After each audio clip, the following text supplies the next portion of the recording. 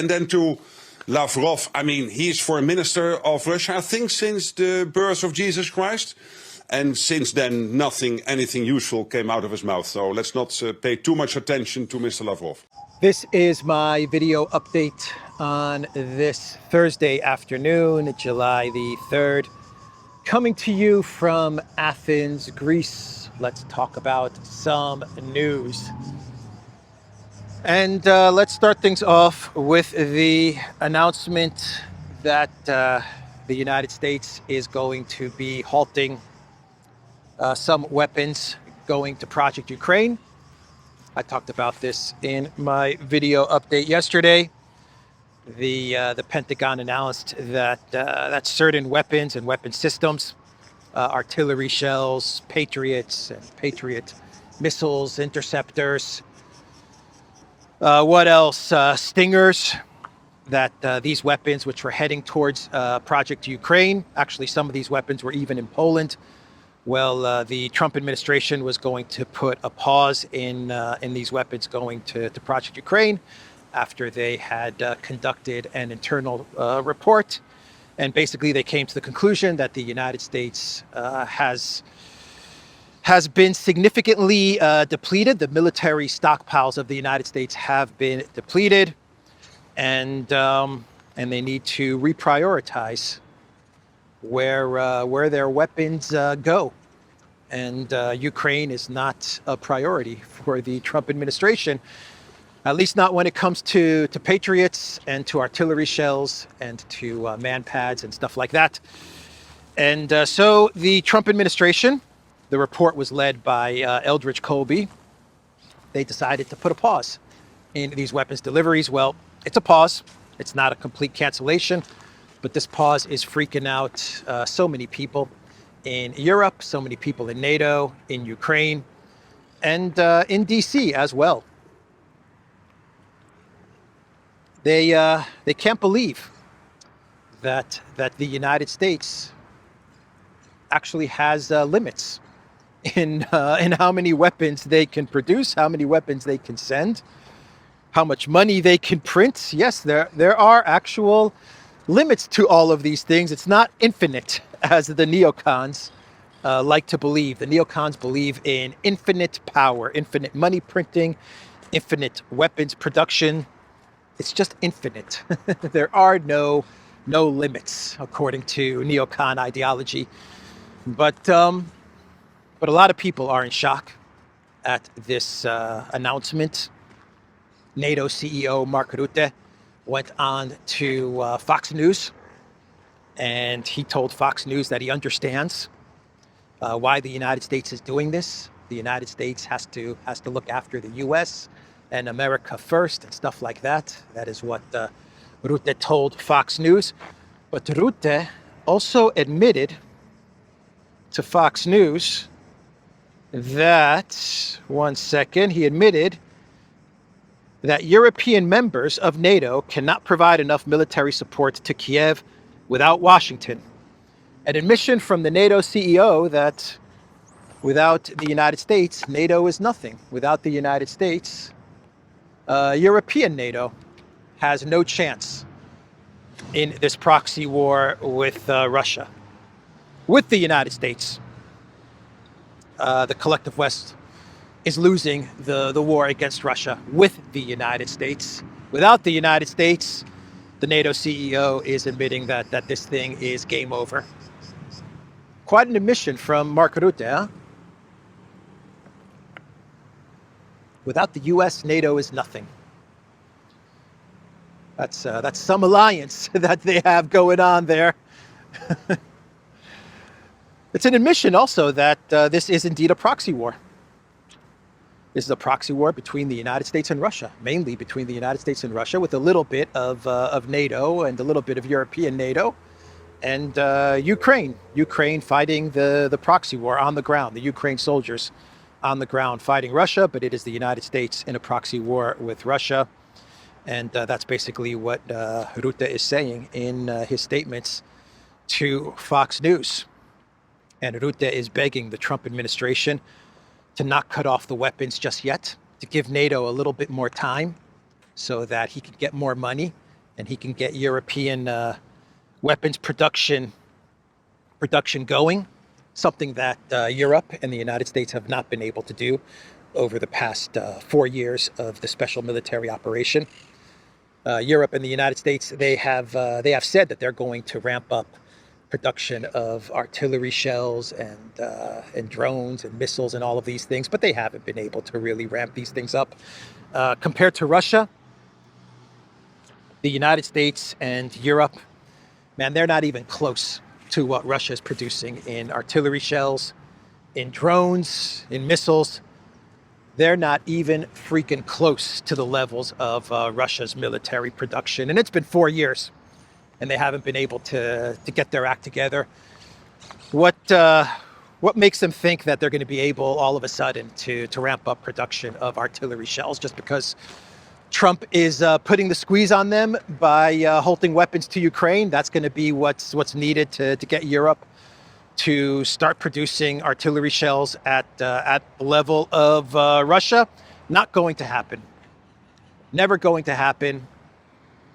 Rutte is panicking because he understands that the Trump administration, step by step, is walking away from Project Ukraine, and the United States leaving Project Ukraine. The fear is that if the United States leaves Project Ukraine, then the United States begins to disengage from NATO, begins to disengage from Europe. And if the United States disengages from NATO and from Europe, that means that NATO CEO Mark Rutte has lost his most important customer, right?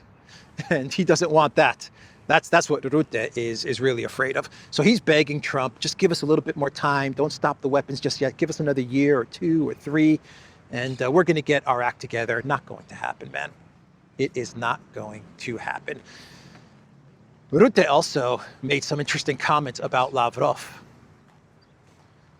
He said that Lavrov has been foreign minister since the time of Jesus Christ, and that we shouldn't listen to anything that Lavrov said. He's been foreign minister since the birth of Jesus Christ, and he really has not said anything or accomplished anything. That was a statement from the very accomplished, right? The very accomplished, very competent, and very capable Mark Rutte. What did he say? Lavrov is the foreign minister of Russia, I think, since the birth of Jesus Christ. And since then, anything useful came out of his mouth. So let's not pay too much attention to Mr. Lavrov. Man, that is some serious jealousy from Mark Rutte. Jealous much, CEO Rutte? Yeah, that's jealousy right there. No doubt about it. The collective West, they tried to isolate Russia diplomatically.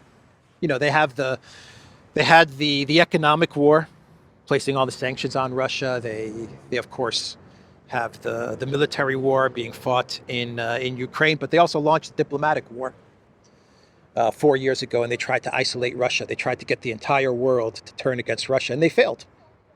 BRICS is stronger than ever. BRICS continues to grow. So many countries want to join BRICS and enter BRICS. The global majority, the global South, continues to have diplomatic relations with Russia, continues to do business with Russia. They failed in isolating Russia diplomatically. Why did they fail, CEO Mark Rutte? And why did you fail? Why did Annalena Baerbock and Jungle Joseph Borrell and Blinkety Blinken, why did you guys fail in your diplomatic war against Russia, trying to isolate Russia? Why did you fail? You failed because the Russian Foreign Ministry and Sergei Lavrov are better. They're more capable, more competent, more professional, more liked diplomats. That's why you failed. And you did fail. You tried to isolate Russia, and it didn't work. The first thing that, just to give you an idea of the plan to isolate Russia, how sinister it was. The first thing that the European Union did, the first thing that Ursula von der Leyen did the first week of the SMO was that she cut off Russian flight into Europe. She closed off European airspace, and she called it European airspace. I don't know why European member states allowed Ursula to use those words. It's not European airspace, it's Greek airspace, or it's Polish airspace, or French airspace. It's not European airspace. And who's Ursula to to make announcements that she's going to close the entire EU airspace, but that's what she did. She closed the entire EU airspace, and EU member states went along with it. That's the first thing that she did to try and isolate Russia. And then the second thing that she did right at the beginning of the special military operation was to cut off Russian media. Right away, cut off airspace so that people in Europe don't have any contact and interaction with Russia. That's what it's really all about. We don't want Russians traveling to Europe so that they can speak with Russians and engage in dialogue with Russians. So we got to cut that off. And we don't want Europeans going to Russia to see what it's like in Russia. So we got to cut off that kind of contact. And then we got to cut off contact with Russian media, because we don't want any alternative views as to what is going on in this conflict with Russia, this collective West proxy war with Russia. So they tried to isolate Russia, and they failed. That is largely due to the Russian Foreign Ministry and to the work of Russian Foreign Minister Sergei Lavrov. So the Russian Foreign Ministry, what did they say about Rutte's comments about Lavrov and Jesus Christ? Maria Zakharova posted on Telegram, "Not for nothing has Sergei Lavrov been working for so many years since he has made the NATO Secretary General remember Jesus Christ." Seriously. Seriously, that is correct. Yeah, Lavrov actually accomplished the impossible. He has made the NATO CEO remember Jesus Christ. That's a pretty big accomplishment right there.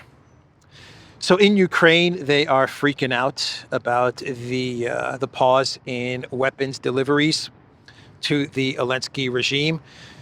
Mariana Bezuglaya, she posted on X and on Telegram, actually on Telegram, I believe she posted this, that the U.S. is no longer our ally. Multiple Kiev officials have criticized the halt of American weapons supplies. США зараз не наш союзник. США, the United States, no longer our ally. That's how upset Ukrainian officials are.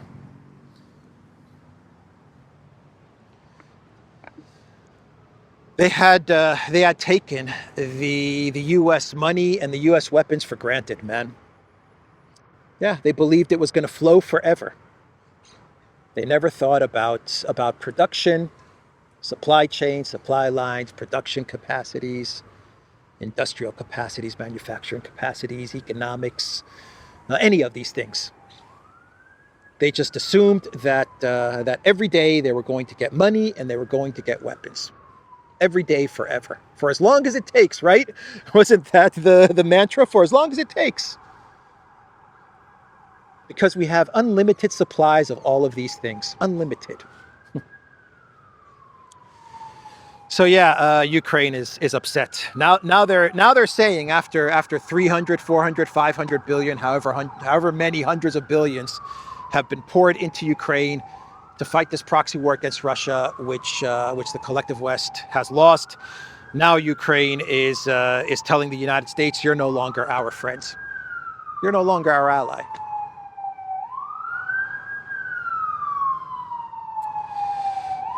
So Alinski, he has a plan. He's a man with a plan. No need to worry, says Alinski. I've got a backup plan to deal with the halt of U.S. weapons to Ukraine. And what is Alinski's plan? I think I've mentioned it in the past, but now Alinski is putting this plan together with his team of script writers and producers. And Alinski's plan is that he is going to buy U.S. weapons with money from the European Union. Yep. That's right. He is going to suck the EU dry, man, of whatever money EU member states have, which is really not much. He is going to suck it all up, and the EU is going to give him that money too. They'll print it, they'll borrow it, they'll put EU member states in debt. They'll do whatever they have to do, and they are going to send the money to Alinski, and he claims that he is going to buy weapons from the United States. But here's the problem. The EU is going to give Alinski money, and Alinski is going to go to the United States and he's going to say, I want to buy weapons. The US is going to tell him one of two things. they're going to tell them, okay, but it's going to take us 4 or 5 years to produce X amount of Patriots or X amount of this weapon. So you're going to have to wait. We're going to contact Lockheed or Raytheon or whatever. And by the time they get you this weapon system, it'll be 2032. That's going to be the one reply, right? So it's just going to be giving money to the US MIC under contract for weapons delivered in a future date. Or the second response that Alinski's going to get from the United States is, we don't have these weapons in stock. We just don't have them, right?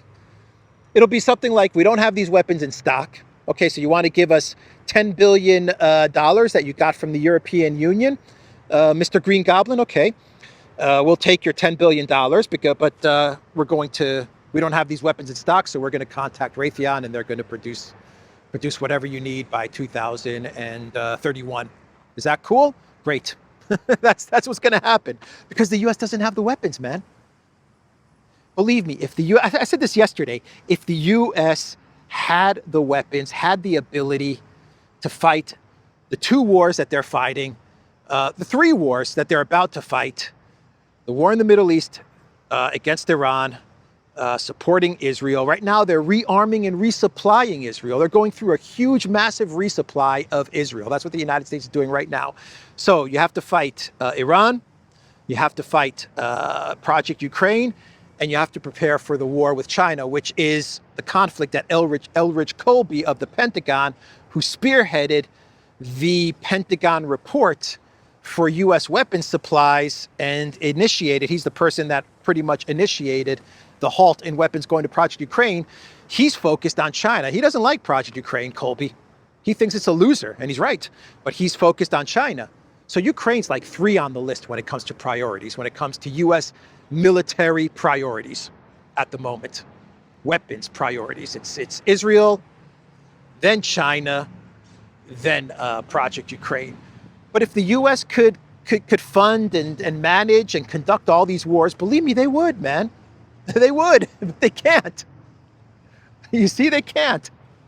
They can't do it. They have to pick and choose. We're now living in the real world, everybody. MTV's the real world. Yeah, this is the real world.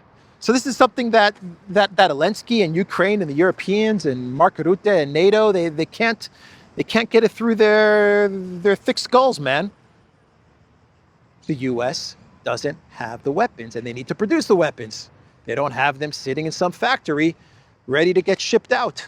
And whatever weapons were on their way to Ukraine, they have to be diverted to where? To the number 1 priority, which is rearming and resupplying Israel. Those Patriot systems have to go to Israel, have to go to the Middle East. So yeah, that's Alinski's plan. He thinks that everything's unlimited. When it comes to the United States, he thinks everything is unlimited. Doesn't work like that.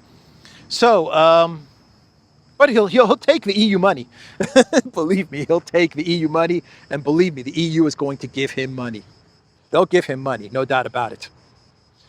The Economist is running reports saying that all American weapons shipments, including shells and spare parts, have been halted.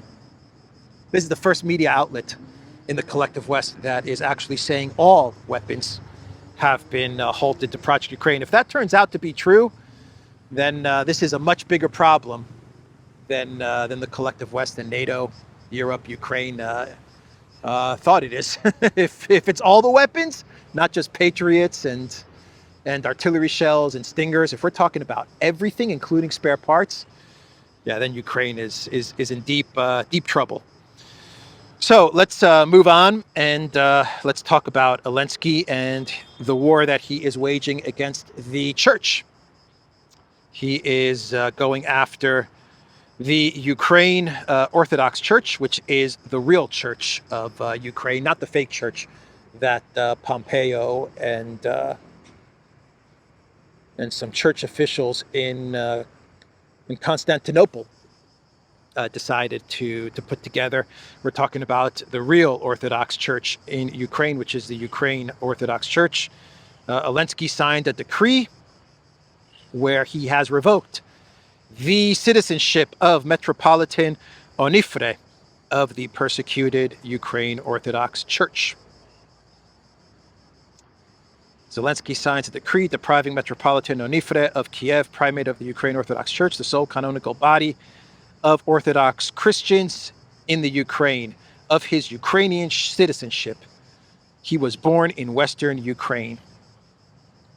What a horrific, terrible thing to do, coming from Churchill #2. To revoke the citizenship of a church leader. What an absolutely despicable thing to do.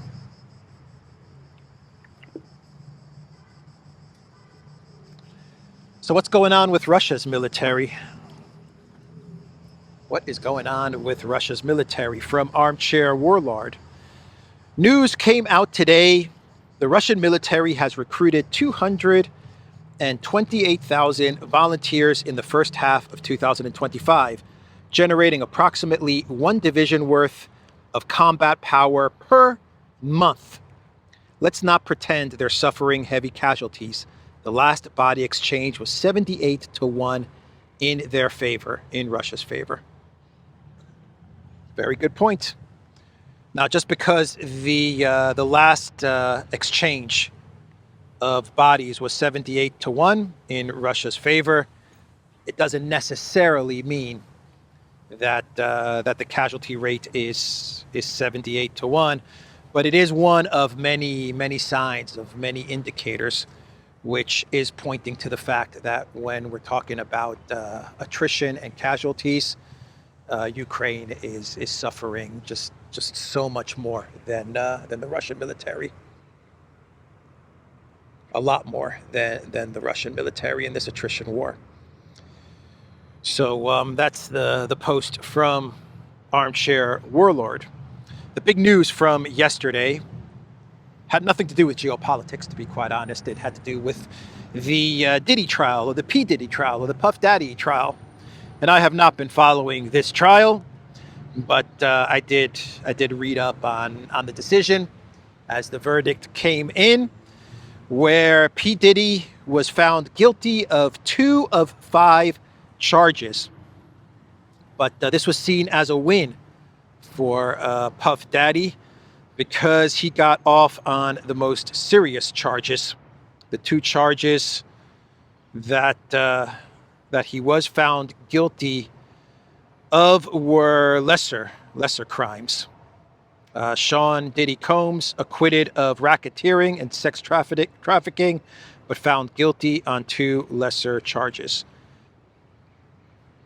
I believe one of the lesser charges was had to do with prostitution or something like that.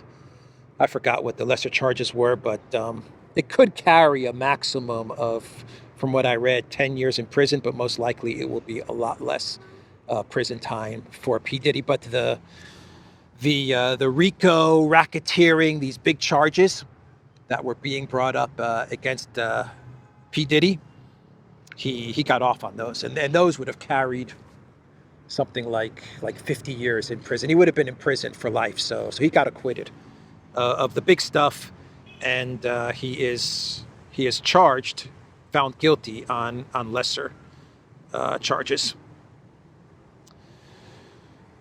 So this was very, very much.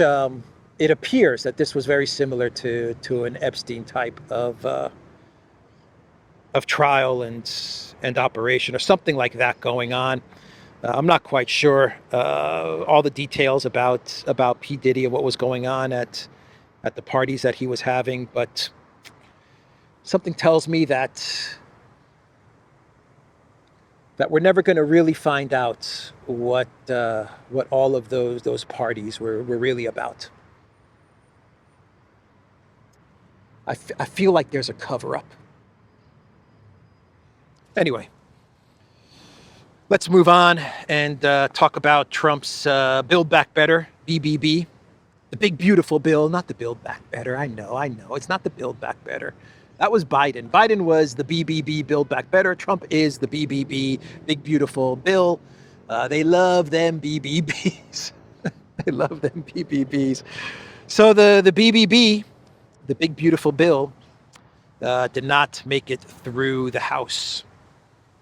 That's right. The votes were 207 yay to 216 nay, with 217 needed to pass. Actually, I think the nay is now a lot more. I believe Thomas Massie, he has also now gone on to the side of the nay, and Thomas Massie has even said that he has more lawmakers who are ready to defect and vote against the BBB. So it looks like the Big Beautiful Bill will not be ready by tomorrow, by July 4th, by July 4th, by July 1st, by July 4th, which is what Trump was hoping for. He was hoping for this bill to be on his desk and for him to sign it on the 4th of July for them media optics. But that's looking pretty difficult at the moment. But who knows? Maybe some deals can be worked out last minute. He should have been nicer to Massie. You should have been nicer to Massie. What did you say, Trump, in your post when you were talking about Khamenei? What did you write in that Truth Social post about honey and vinegar? It's better to use honey rather than vinegar. You should have applied that to Thomas Massie, right? So CIA Chief Ratcliffe, he gave an interview to the New York Post, and he said that the CIA has conducted an internal investigation into RussiaGate, Trump's first term as president in 2016. And basically, Ratcliffe told the New York Post what all of us know and have known for many years, which is that the whole RussiaGate thing, Trump is a Putin stooge or spy or asset or whatever they came up with, that it was all just a big freaking hoax. A hoax pushed by Brennan and Clapper and Comey, with a little bit of Obama and Biden and all of these guys. They pushed this narrative, this hoax, that Trump was some sort of Putin puppet, and they basically kept Trump's first 2 years as president occupied with the ridiculous RussiaGate hoax, and they pretty much tied his hands when it came to a rapprochement with Russia, any kind of diplomacy with Russia, foreign policy agendas with Russia. They basically submarined his whole foreign policy agenda vis-a-vis Russia. All the world can now see the truth. Brennan, Clapper, and Comey manipulated intelligence and silenced career professionals, all to get Trump. Thank you to the career CIA officers who conducted this review and exposed the facts. And the New York Post says Obama's Trump-Russia collusion report was corrupt from the start. CIA review. Yeah, that was a stupid narrative. That was so dumb, wasn't it? Trump is a Putin asset. So stupid, man. It really is. When you take a step back and think about it, what a dumb, stupid narrative from the script writers, huh? And people bought into it, man. They had investigations, they had impeachments. So dumb, man. The minute they announced that, I said, man, this is about the dumbest script that you could come up with. And I was shocked that people bought into it. Just shows the power of the media and propaganda and media manipulation. So here we are about 10 years later, 9 years later, and now it's definite. The whole thing was a complete freaking hoax. Big surprise. So let's do some clown worlds and we can wrap this video up. We had this PMQ session, Prime Minister's question session, that took place in the UK. And we did a video on this on the Duran, so I'm not going to get into too much details. Alexander knows this stuff inside out. The only thing I'm going to say is man, Chancellor Rachel Reeves broke down in tears, man. She broke down in tears in Parliament, right there, sitting behind Keir Starmer. Basically, as Keir Starmer was talking about, basically he was talking about how he is going to blame Rachel Reeves for all of the financial economic difficulties in the US in the UK, and the budget problems that they have in the UK. He's going to put all the blame on Rachel Reeves. That's pretty much what he was saying. She was sitting right behind him, and she understood that she is going to be blamed for everything, and she's going to be thrown under the bus. And she started crying, man. She started crying, and Keir Starmer didn't give an F. He didn't care. He just kept on talking and talking. He's not to blame for any of the situation, the economic, financial situation in the UK. He's not to blame for any of it. Rachel Reeves is going to take the fall. That's obvious. And it all ends in tears. Rachel Reeves had a row with Starmer minutes before bursting into tears at PMQs. Reeves sheds a tear. Yeah, man. Starmer, man. Starmer's a pretty sinister guy. You know, he could fix the UK budget. He doesn't have to cut pensions or social spending programs or healthcare or anything like that. He doesn't really have to cut that stuff right away. What he could do is just stop the money going to Project Ukraine. It's around 5 billion GBP a year that goes to the Alinski regime. Just stop that money. Stop that money, and that's a good start to fixing the economic situation, the budget situation in the UK. Simple, easy, clean, but he's not going to do that. He has to get that money to the Green Goblin, right? So that happened in the UK. Everyone's talking about that, and we can talk about the New York Times running this article about Denmark. Women in Denmark who have turned 18 became eligible for military conscription on Tuesday as the country moved to expand its armed forces to prepare for a possible threat from Russia and to meet U.S. expectations of NATO members. That's from the New York Times, everybody. Conscription of women in Denmark once they turn 18. It's going to be some sort of lottery system. And if you're unlucky in this lottery system, then you're conscripted into the military if you're an 18-year-old woman in Denmark. And Arnaud Bertrand rightly posted on X, drafting Danish women to meet U.S. expectations when the U.S. is a country that's presently threatening to annex 98% of Denmark's territory, i.e. Greenland, hardly gets more peak vassal than this. 100% spot on, man. 100% spot on with that one. Doesn't get more peak vassal than that. Yeah, absolutely. And we'll do one more Clown World, and we'll turn to stunning and brave Kaya Kallas, who hosted the Chinese Foreign Minister Wang Yi for talks. And Kaya Kallas posted on X, good to host FM of China Wang Yi for talks. We covered a lot of ground. I urged Beijing to find solutions to rebalance our economic relations and to stop enabling Russia's war against Ukraine. I addressed human rights issues, and we discussed the crisis in the Middle East.